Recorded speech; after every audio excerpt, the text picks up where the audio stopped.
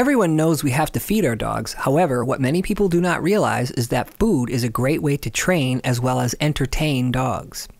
Food bowls are great for water. However, most dogs will eat their meal out of a bowl in a few seconds. Dogs are predisposed to hunt and work for food, and dissecting a meal is enjoyable for dogs. All this work provides quite a bit of mental stimulation for dogs. With food and dogs, a little goes a long way, so use a small piece of food and make it count. Don't just give your dog food for anything during training. Make sure you know what you're paying for and what you're paying with. For example, you might pay one small bit of food for asking your dog to look or leave it while on a walk, or you might give your dog 4 small bits of food every few seconds when you first start practicing downstays.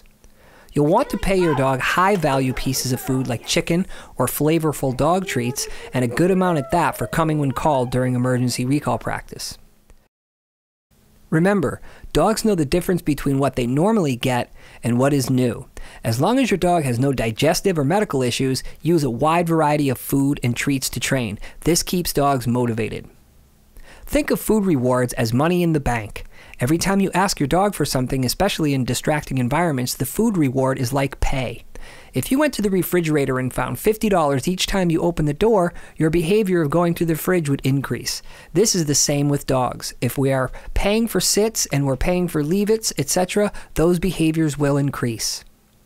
Remember, once you start getting the behavior at least 80% of the time with distractions, you can reduce the food as a reward. However, you might need to revert to a food reward in heavily distracting environments, such as crowded streets or when your dog sees dogs on a walk and you need to reward them for paying attention to you. Here are some things to consider when using food for training. Number 1. Use the food as a reward after the behavior has been completed by the dog. Number 2.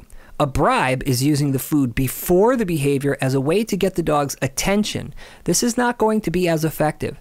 Don't use food to trick the dog into doing something it finds unpleasant. Don't use food to get the dog's attention and then not pay them. This will erode the association to cues or to circumstances such as crates or bath time.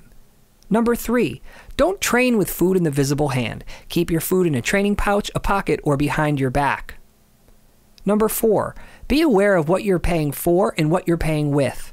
Are you using kibble for recalls and not having good results? Are you using chicken for sit stays and the dog is too excited for the sit stay?